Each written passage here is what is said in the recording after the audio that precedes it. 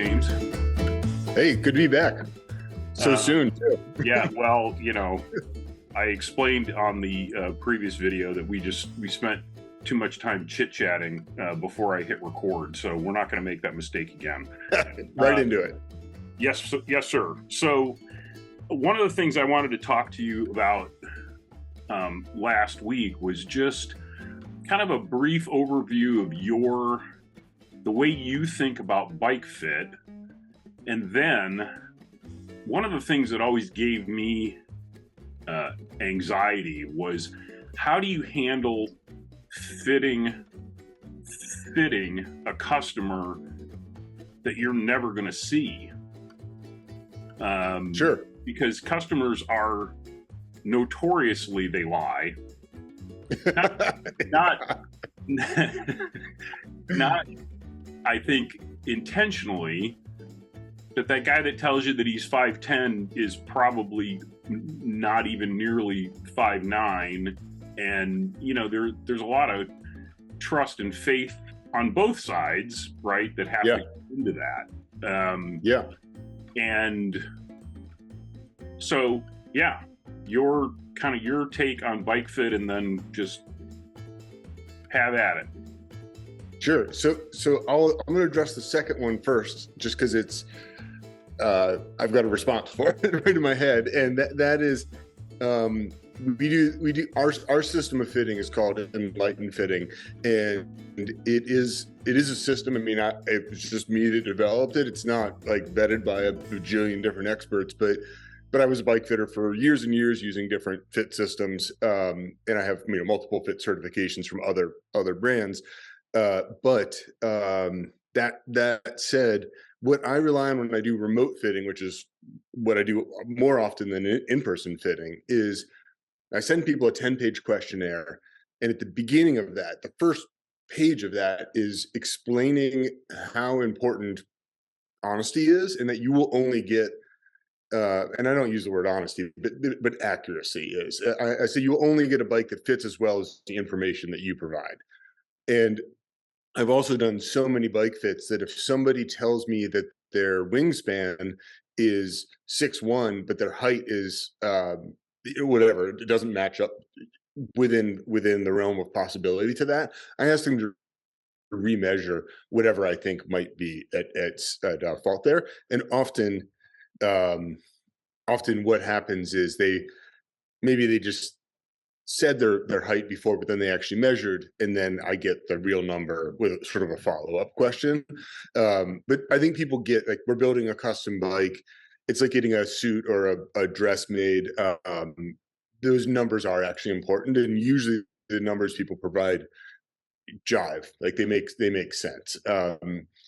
I got more people sort of fibbing to me when I was selling hybrids and basic mountain bikes, but with a $4,000 custom bike, I think it behooves the person to just tell me the truth. And so anyway, that's kind of how I address that. And then in terms of the remote fitting, this questionnaire goes through all the questions that I'd ask somebody in person, and that kind of will get back into how's my fitting process work. But anyway, that's how I deal with the honesty thing. So in terms of my fit philosophy and how I fit people, I believe from years of fitting people who are really fast or who wanted to be really fast, that most people are uncomfortable on their bikes, and most people are so uncomfortable that they could possibly be doing damage to themselves. And that's everything from ulnar nerve compression, which there's a nerve channel in there that can totally collapse and your fingers can go permanently numb. You've probably had customers that have had something similar like that happen. And then everything from that to chronic neck pain, shoulder stiffness, tricep soreness, knee pain, foot numbness, crotch numbness. A lot of that stuff comes from fairly aggressive bike fits that are made to generate watts, not to use a cliche, not to generate smiles. And I don't think that you need to make a bike that's a slouch or a just a like a fuddy-duddy bike for cruising around on the beach.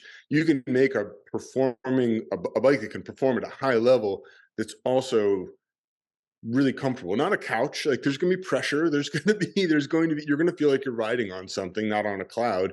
But I think that there's a way to mix efficiency and comfort in a way that standard fit systems really do not explicitly address, which is crazy. But that's fit systems are to go fast, and comfort second. And I fit for comfort, and then I think that speed comes from that. If you're comfortable, you can go longer, you can go faster if your crotch isn't numb or your feet don't hurt.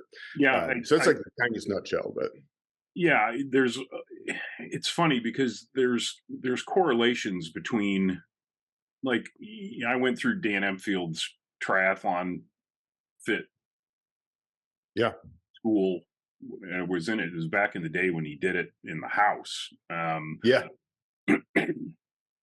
And that was one of the things he always said, was that if you're comfortable, as the bars would go up, for example, yeah, people would start to get, you know, because in their mind, it was like, in order for them to be fast, the bars had to be low.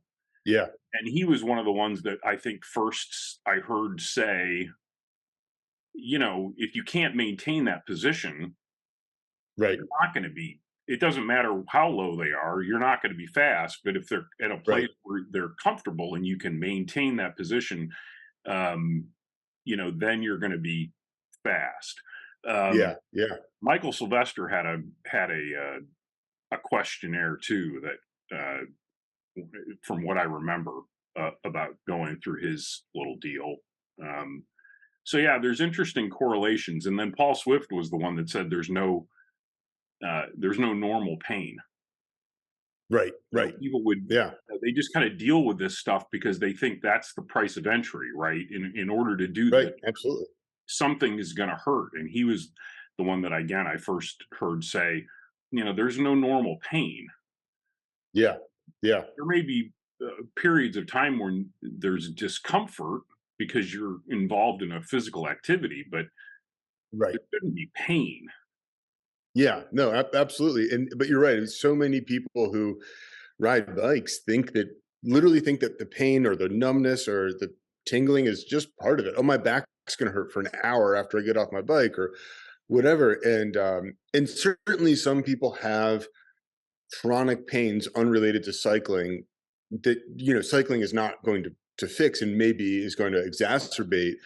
So there's outliers to every situation, right? Like if somebody is been a typist their whole life and has typed incorrectly and already has ulnar nerve compression, it's going to be really hard for their fingers not to go to sleep when they're riding a bike, no matter how high the bars are, because any pressure is going to cause numbness. Well, you can't really I can't solve for that, but you can solve a lot of other basic issues with, I think, just like really common sense fitting. Um, and so, these days I just use old fit kit stuff. And I just use that for information gathering because I've done so many fits that I no longer need to put somebody on a machine or watch them on a trainer or anything like that. There's very few snowflakes out there. Like most people adhere to pretty tight norms. If you're a guy and you're this tall, your pubic bone height range is usually within a pretty tight range, like a couple centimeters. And I can usually guess people's pubic bone height measurements before I even take the take the measurement, because people fall into such tight um, sort of tight brackets. There's always exceptions. Somebody's going to have really long legs and a really short torso, but but yeah, there's a lot of like repeated patterns with humanity, and uh, and it really takes a lot of the mystery out of bike fitting once you realize that. You can kind of just keep doing the same thing because most people need the same thing. I am one of those snowflakes, and and I think we've talked about this before, but that was, I think it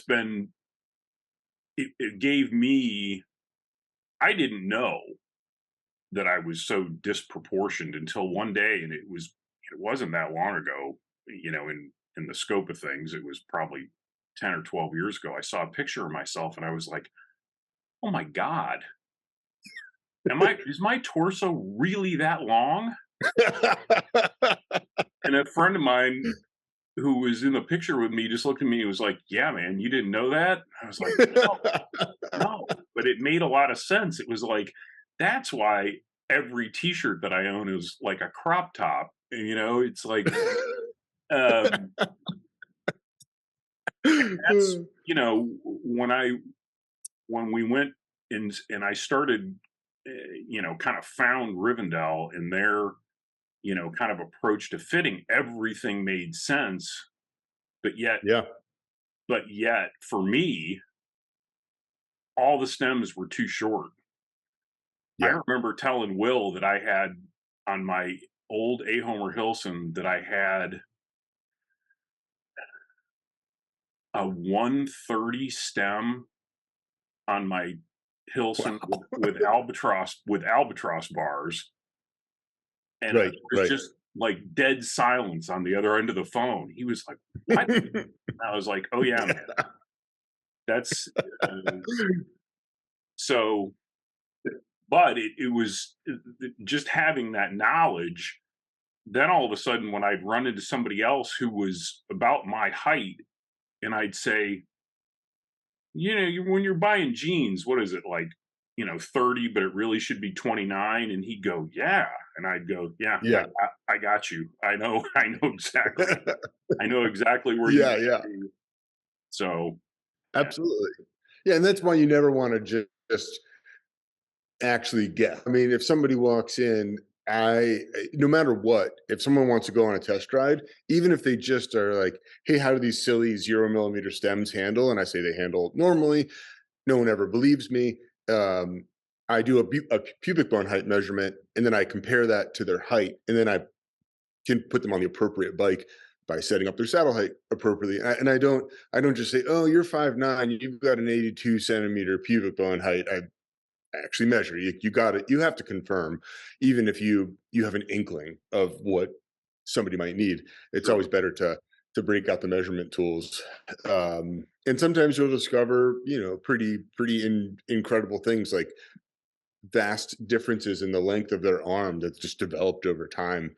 And then you have to, account for that in your fit process Yeah, yeah. by using asymmetrical bars. No, I don't do I don't do that. So But yeah, I think. Oh, go ahead. Sorry. let's talk about the shorty stems and how that kind of evolved. I think we've probably touched on that before, but there's probably people out there that are wondering what the heck you're talking about. Sure, sure. Let me grab one real quick. I'll be right back. Sure. Dun dun dun dun dun. So sorry, I've got a display case right behind us here. So this is, I guess, sort of our flagship stem, and I know there's a bunch of like backlight happening here, but this is a Discord creamy stem. It's aluminum. Right now, these are machined in Maine by a really nice machine shop. And Anyway, obviously zero extension. It just sits on the bike like this. Um, and we have 30 millimeter versions of that. We have steel versions that are a little bit taller, that are fillet brazed. And the what the reason that stem came about was sort of two things were happening. One, I was riding a bike that I really liked, that it had three problems with it. But the critical problem for this conversation is that the front end um, was too short, and it had really big tires and really bad toe overlap, even in a 55 centimeter frame. And my partner at the time, Candace, was riding a 51 centimeter version of the same frame, and she had even worse toe overlap. And um, we were riding really technical trails, and that front wheel whacking our feet constantly was a single track day killer. You would just hit you would your tire would move, your foot would hit it, and then your momentum would be gone on a climb, and you had to be walking after that. So that was sort of happening. I liked a lot about the bike. I liked the fit of the bike, but I didn't like what was happening with my feet and the big tire. And at the same time, I was reading a biography of the Wright brothers, and they didn't really. Usually Wright brothers books focus obviously on the airplane situation, but they started as bike mechanics and then as bike builders, and they built a lot of bikes for really bad dirt roads that had fairly slack head tube angles and 0 millimeter stems, and sometimes even ran like reverse stems, so -30 stems. And it just sort of a light bulb went off in my head, and I said, all right, these guys were really smart. They were probably some of the smartest people engineering wise at the time. Maybe they were onto something with this really short stem. Then I started to look at old bikes from that same era. Everyone had short stems. Like everything was it was really short. Nobody had a 100 mil stem. What was 100 mil stems didn't even exist. And the reason that longer stems became a thing, I think the sort of timing evidence points to this is they were having multi-day track races, and guys had to ride the same, all the whole team had to ride the same bike, so they had adjustable length stems. And that, so if you had a short rider and a tall rider, you needed a long stem with a long adjustment. um, and even bikes that were sold on a commercial level copied that style. They started to have long adjustable stems in the 1920s, 1910s. But prior to that, when bikes were made to be ridden outdoors rather than indoors, the bikes had long front ends, super short stems, and you know, by by all assumptions, probably handled quite nicely. So I decided I got to make a prototype, see if this bears out. Do these stems handle weird, or does this actually solve a lot of problems? Uh, and turns out they handle totally fine, and they solve a lot of problems. So that's kind of how these things came to be. And our original product was a quill stem steel 0 millimeter extension, and we called that the rights. We still call that the right stem, just because of the inspiration lineage there. Yeah, I had those at Yeah, the old A1 cyclery. yeah. And they're still one of our best-selling stems because gravel bikes and ATV bikes with dirt drops are coming. They're so in vogue right now. So people are buying these old 90s mountain bikes, realizing the top tubes are too long for drop bars, and they're putting these 0 and 30 millimeter stems on the front of these old 90s Bridgestones, so that they have a reasonable reach but still can run dirt drop bars. So I think these things still have some, for a weird 120-year-old tech, still a lot of utility that that can happen there. So you and I are both, I'm assuming we're both still Rivendell dealers. Um, Hmm. and one of the things that has been that I can't quite square, I became a Rivendell dealer relatively early. Um, and, I never had any problems getting product from them. And I would say, they were more than happy to sell me product. And then something happened um, during uh, the virus of unknown origin. Um, they they all of a sudden went from selling product to selling product. I mean, they were selling containers full of frames before they ever hit the shore. And everybody was selling a lot Right. of stuff. That was not the question, and I could fully understand why you would sell out of 7.2 FXs or any entry I level road lost you there bike. for a sec, Chris. What's that? What's that?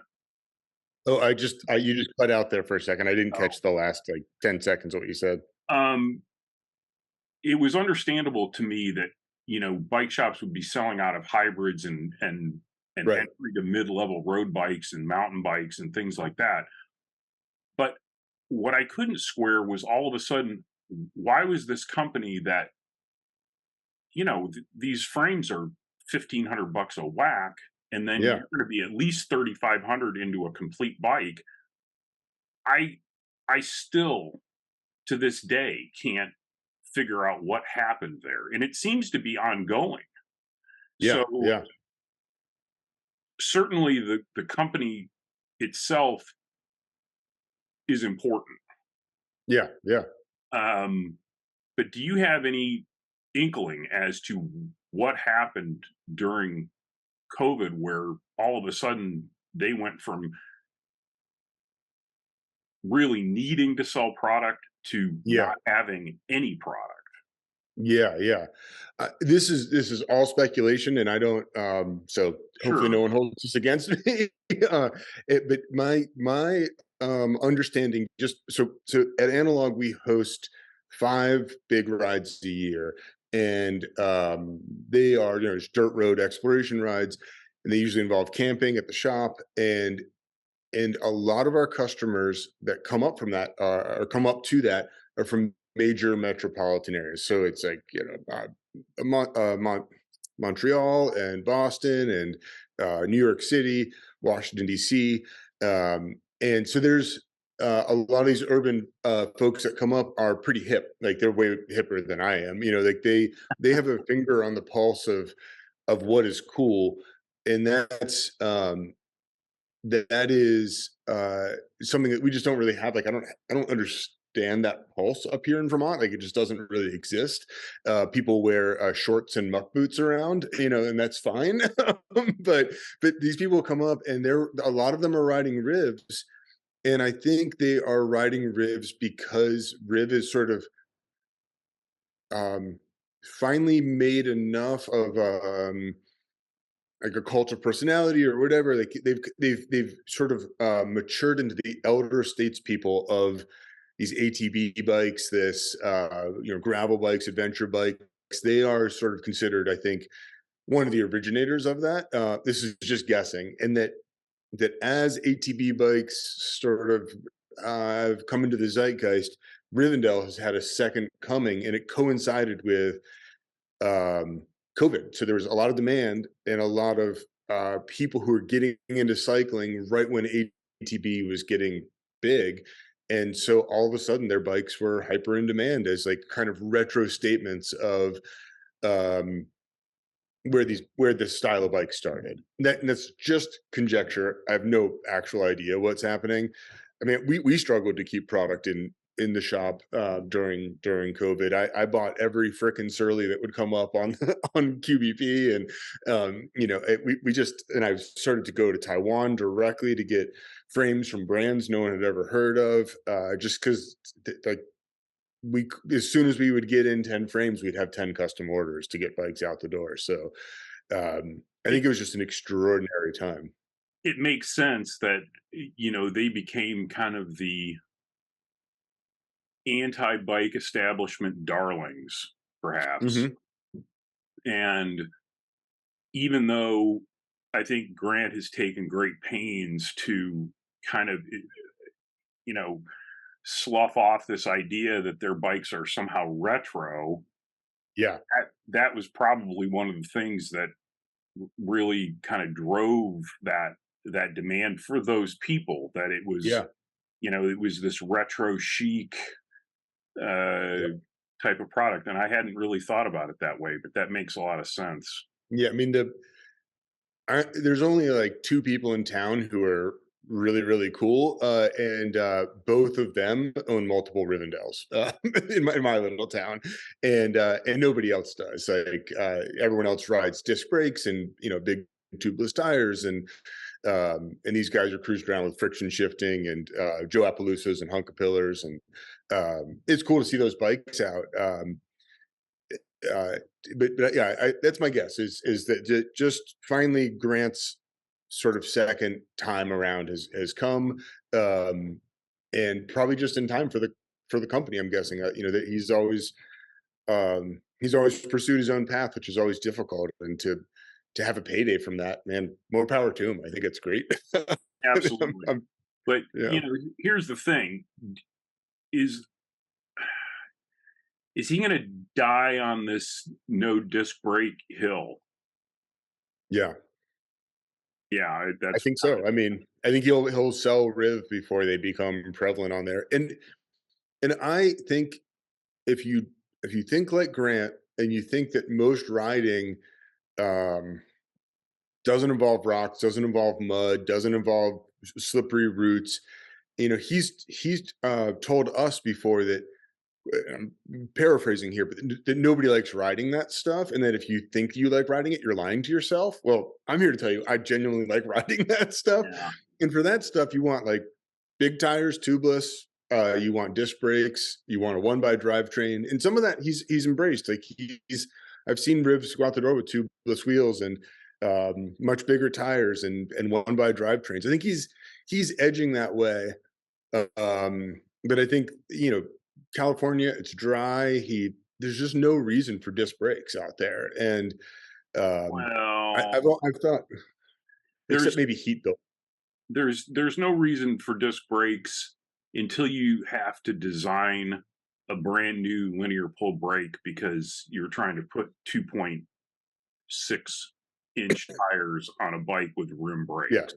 you're no, you're absolutely right. That's totally true. And Canties can't do a good enough job slowing that much rim and tire down. So you need a V brake if you're going to go rim brake. Yeah, Right. I think he's gone out of his way to keep pushing the rim brake thing. And I miss working on rim brakes. We never do it anymore. I love the simplicity of a V brake. It's just what an incredibly simple design that's so easy to learn how to work on and do whatever you need to do to it. I don't know, man. But A Paul clamper is pretty damn simple. it's just harder to look into it. I mean, you have to like put a piece of white paper behind it to see if your brake pads are rubbing, and it's more of a mystery box, I think, to people. Um, People don't understand like how to look at your disc brake pad and see if it's worn out. I love clampers. I love the new Grotax. I mean, Yeah. I love even basic mechanical disc brakes, except the BB7, which I think's a piece of garbage. But anyway, the I've often thought, what trajectory would Rivendell have taken if we could like pick it up, make sure all those people still have jobs, and then transplant him to New England for 10 years?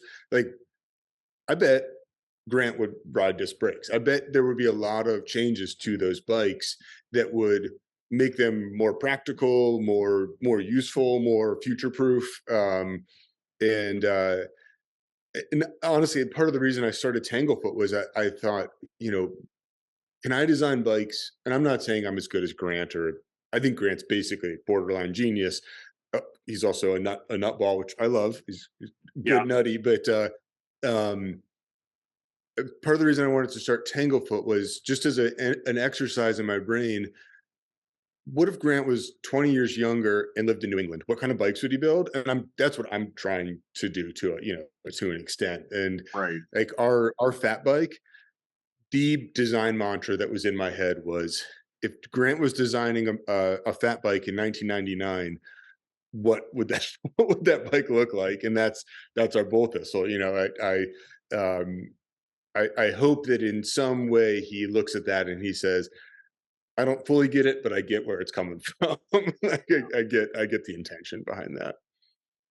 Well, you're going to find this hard to believe, but we're bumping up against time again. Um, All good, all these good. It things was good chatting again. these things always they go by too quickly. So I'm going to let you have the floor for as long as you need it, or 7.5 minutes. And Well, I'll try. I don't know if we'll be able to see this, but just because I was just talking about that Bolta, so I'll just try to bring my computer around so your folks can see this Grant 2.0 fat bike, and then yeah, we can sign off. And if this doesn't translate, I'm sorry in advance. that's all right. But here we'll head over here. Whoa. So can we? I don't know if we can see that. All Yeah. right. Yeah. So that's this right now is made in Massachusetts. There's, I think, really beautiful lug work on it. Geez, it's really hard for me to see. Yeah, we're good. and and a custom lugged fork crown. I think it's the only lugged Port Crown on the market for a fat bike out there, but I really wanted a bike for. We have this thing, this sort of season between seasons called mud season, and you can kind of see how caked up this bike is. This is for really for exploring dirt roads and snowmobile trails when the snow's all melting, and you really can't ride anything else. The roads are super salty, so you want to stay on dirt. But it's kind of a woods exploration bike for when it's just disgusting out.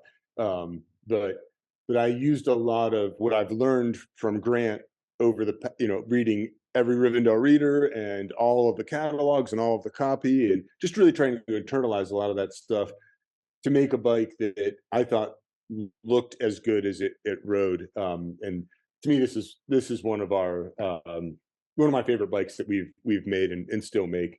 Um, and yeah, I'm glad that it's made in New England. I think it's pretty cool. So that's what I got. Yeah, And it reminds me a bit of when I'm looking at the front end. The first thing I thought of was that it kind of reminded me of an old Hunkapillar. yeah, absolutely. And actually, the Moonshiner's original name was the Disco Pillar, because I just wanted to make a disc brake Hunkapillar because I thought the Hunkapillar was just an amazing bike. And I said, well, what if this bike just had a little bit better tire clearance and disc brakes? It would be perfect. And I ended up going kind of a more mountain bike direction with it. But I think a cool project at some point for somebody would be to take a lot of Grant's older designs, the original Atlantis, the original Hunkapillar, just tweak them and bring them back to life as something that maybe disc brakes aside, Grant and his crew could actually appreciate, be down with. So maybe one day that's a project somebody hipper and more rich than me wants to get behind. Yeah, and somebody with more energy than me. Right. Oh, well, Chris, it's always great talking, and I hope some people will get something out of this rambling interview. Yeah, no, I'm sure they will. And tell the folks how they can find you. Sure. So if you want to come visit, we're in downtown Poultney, Vermont, and it's pretty easy to find. We're like the biggest building in downtown Poultney. And then if they want to find us online, analogcycles.com or tanglefootcycles.com. And there's contact forms on both of those. Also, we now answer our phone, which is a novelty for us. We just started answering our telephone after 5 years of never answering the phone. So you can actually call them. Someone will probably answer. And then we're also on Instagram. Analog Cycles, Tanglefoot Cycles are both on Instagram if that's your bag. But we really love it when people come by. And if you're in the area, the New England area, in our little town, there's 70 miles of dirt roads. There's 50 miles of single track. All of it's rideable. You can ride from the shop to all of that stuff. There's camping, there's swimming, it's a mecca that nobody knows about for riding, being outside, all that stuff. So give us a shout if you want to come, and we love making sure people find a cool place to camp or get a cool Airbnb or whatever. Excellent. James, thanks a lot. I hope you have a great day. My pleasure. And, let's not wait so long between chats next time. That sounds good, Chris. And I hope your season continues to be good, and we'll catch up soon. All right, man. Thanks.